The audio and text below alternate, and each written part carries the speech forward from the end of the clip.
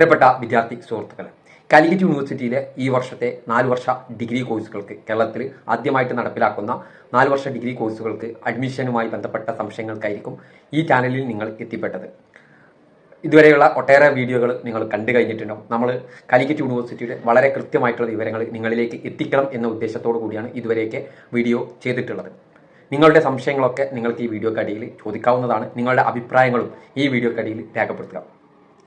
ഇനി ഒട്ടേറെ വിദ്യാർത്ഥികൾക്ക് ഉണ്ടാകുന്ന ഒരു പ്രധാനപ്പെട്ട ഒരു സംശയത്തിനുള്ള ഒരു മറുപടി എന്നോണമാണ് ഞാൻ ഈ വീഡിയോയിൽ വന്നിട്ടുള്ളത്. അതെന്ന് പറയുന്നത് തേർഡ് അലോട്ട്മെന്റിന് ശേഷം എങ്ങനെയായിരിക്കും അഡ്മിഷൻ നടപടികൾ എന്നുള്ളത്. എല്ലാ വർഷങ്ങളും ആദ്യ 3 അലോട്ട്മെന്റുകൾക്ക് ശേഷം ഒഴിവ് വരുന്ന സീറ്റുകൾ ഉണ്ടാവാറുണ്ട്. ഇപ്പോൾ തേർഡ് അലോട്ട്മെന്റ് ഇപ്പോൾ പറഞ്ഞിരിക്കുന്ന ഡേറ്റ് ജൂലൈ 5-നാണ്.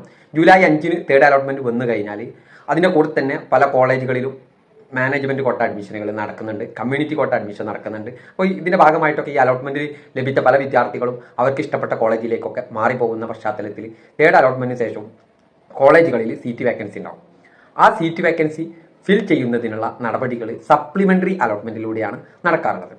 സപ്ലിമെന്ററി അലോട്ട്മെന്റ് എന്ന് പറയുന്നത് തേർഡ് അലോട്ട്മെന്റിന് ശേഷമുള്ള സീറ്റുകൾ ഫിൽ ചെയ്യുന്നതിന് വേണ്ടിയിട്ടുള്ളതാണ്. അപ്പോൾ സപ്ലിമെന്ററി അലോട്ട്മെന്റുകൾക്ക് മുന്നോടിയായിട്ട് പ്രിയപ്പെട്ട വിദ്യാർത്ഥി സുഹൃത്തുക്കൾക്ക് എഡിറ്റിംഗ് ഓപ്ഷൻ ഉണ്ടായി.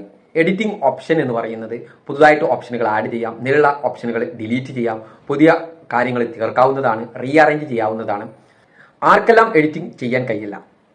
ഒന്ന്, ഫസ്റ്റ് ഓപ്ഷൻ കിട്ടിയിട്ട് പെർമനന്റ് അഡ്മിഷൻ എടുത്ത വിദ്യാർത്ഥികൾ, അവർക്ക് എഡിറ്റിംഗ് പോസിബിൾ അല്ല. അതുപോലെ തന്നെ ഹയർ ഓപ്ഷൻ ക്യാൻസൽ ചെയ്തിട്ട് ഒരു ഹയർ ഓപ്ഷനും ഇല്ലാതെ പെർമനന്റ് അഡ്മിഷൻ എടുത്ത വിദ്യാർത്ഥികൾ, ഇവർക്കും എഡിറ്റിംഗ് സാധ്യമല്ല. അല്ലാതെ ഇതുവരെ അലോട്ട്മെന്റ് ലഭിക്കാത്ത വിദ്യാർത്ഥികൾ, ലഭിച്ചിട്ട് അഡ്മിഷൻ എടുക്കാത്ത വിദ്യാർത്ഥികൾ, മാൻഡേറ്ററി ഫീ അടക്കാതെ അലോട്ട്മെന്റിൽ നിന്ന് പുറത്തു പോയ വിദ്യാർത്ഥികൾ, അതുപോലെ തന്നെ ഹയർ ഓപ്ഷൻ നിലനിർത്തിക്കൊണ്ട് അഡ്മിഷൻ എടുത്ത വിദ്യാർത്ഥികൾ, ഇവർക്കെല്ലാം എഡിറ്റിംഗ് ചെയ്യാൻ സാധിക്കുന്നു.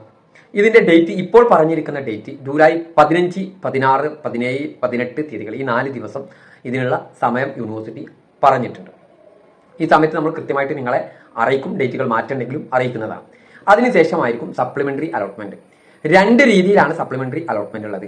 ഒന്ന്, എയ്ഡഡ് പ്രോഗ്രാമുകളിലേക്ക്, ഗവൺമെന്റ് കോളേജിലെയും എയ്ഡഡ് കോളേജിലെയും എയ്ഡഡ് പ്രോഗ്രാമുകളിലേക്കുള്ള സപ്ലിമെന്ററി അലോട്ട്മെന്റ്.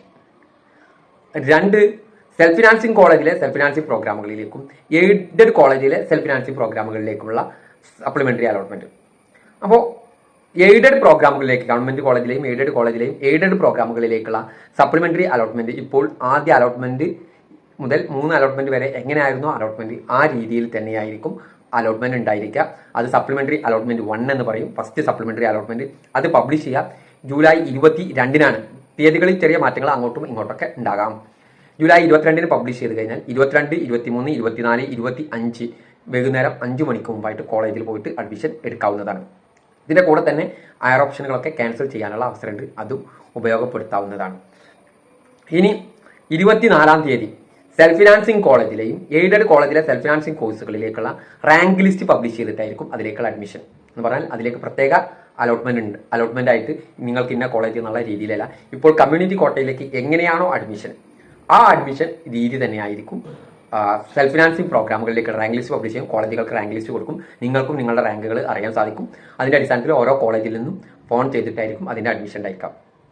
24 കഴിഞ്ഞാൽ 27-ാം തീയതി എയ്ഡഡ് പ്രോഗ്രാമുകളിലേക്കുള്ള, ജൂലൈ 27-ന് എയ്ഡഡ് പ്രോഗ്രാമുകളിലേക്കുള്ള സെക്കൻഡ് സപ്ലിമെന്ററി അലോട്ട്മെന്റ് പബ്ലിഷ് ചെയ്യും. അങ്ങനെ സെക്കൻഡ് സപ്ലിമെന്ററി അലോട്ട്മെന്റ് പ്രകാരം 27, 28, 29, 30, 31 തീയതികളിൽ സെക്കൻഡ് സപ്ലിമെന്ററി അലോട്ട്മെന്റ് പ്രകാരമുള്ള അഡ്മിഷൻ നടപടികൾ നടക്കും. അതിനുശേഷം ഓഗസ്റ്റ് 1-ന് ഇതുപോലെ തന്നെ പിന്നീടും സീറ്റ് വേക്കൻസികൾ ഫില്ല് ചെയ്യുന്നതിന് വരെ ഉള്ള റാങ്ക് ലിസ്റ്റ് എയ്ഡഡ് പ്രോഗ്രാമുകൾ, ഗവൺമെന്റ് കോളേജിലെയും എയ്ഡഡ് കോളേജിലെയും ഒഴിവ് വരുന്ന സീറ്റുകൾ ഫില്ല് ചെയ്യുന്നതിന് റാങ്ക് ലിസ്റ്റ് പബ്ലിഷ് ചെയ്യും. അതെന്ന് പറയാം, സെൽഫ് ഫിനാൻസിങ് കോളേജുകളിലേക്ക് സപ്ലിമെന്ററി അലോട്ട്മെന്റിന്റെ 1-ാം ഘട്ടത്തിൽ തന്നെ റാങ്ക് ലിസ്റ്റ് ആണെങ്കിൽ എയ്ഡഡ് പ്രോഗ്രാമുകളിലേക്ക് സെക്കൻഡ് സപ്ലിമെന്ററിക്ക് ശേഷം റാങ്ക് ലിസ്റ്റ് പബ്ലിഷ് ചെയ്യും. അതിൽ നിന്ന് റാങ്കിന്റെ അടിസ്ഥാനത്തിൽ വിളിച്ചിട്ടായിരിക്കും അഡ്മിഷൻ നടപടികൾ നടക്കാറുള്ളത്. ഇതിലൊക്കെ സീറ്റുകൾ വേക്കന്റ് ഉണ്ടായി സീറ്റ് ഫില്ല് ചെയ്യാറുണ്ട് എന്നുള്ളത് അറിയിക്കുകയാണ്. അങ്ങനെ അഡ്മിഷൻ ക്ലോസ് ചെയ്യുന്ന ഡേറ്റ് എന്ന് പറയുന്നത്, ക്ലോസിംഗ് ഡേറ്റ് ഓഫ് അഡ്മിഷന് ഓഗസ്റ്റ് 24-ന് അഡ്മിഷൻ ക്ലോസ് ചെയ്യുന്നവരെ ഈ അഡ്മിഷൻ നടപടികളൊക്കെ നടക്കും. സ്പോർട്സ് കോട്ട, കമ്മ്യൂണിറ്റി കോട്ട, ഇതുപോലുള്ള സപ്ലിമെന്ററി റാങ്ക് ലിസ്റ്റ് എന്നുള്ള അഡ്മിഷന്, PWD കോട്ട, ഇങ്ങനെയുള്ള അഡ്മിഷനുകളൊക്കെ ഇതുപോലെ നടക്കുന്ന രീതിയിലാണ് ഉണ്ടായിരിക്കുക. ഓരോ സമയത്തും നമ്മൾ വളരെ കൃത്യമായിട്ട് വിവരങ്ങൾ നിങ്ങളിലേക്ക് എത്തിക്കുന്നതായിരിക്കും. ഓക്കെ, നിങ്ങൾ ഇതിൻ്റെ കൂടെ ഉണ്ടാകുമെന്നുള്ള വിശ്വാസത്തോടു കൂടി നിർത്തുന്നു. Okay, thank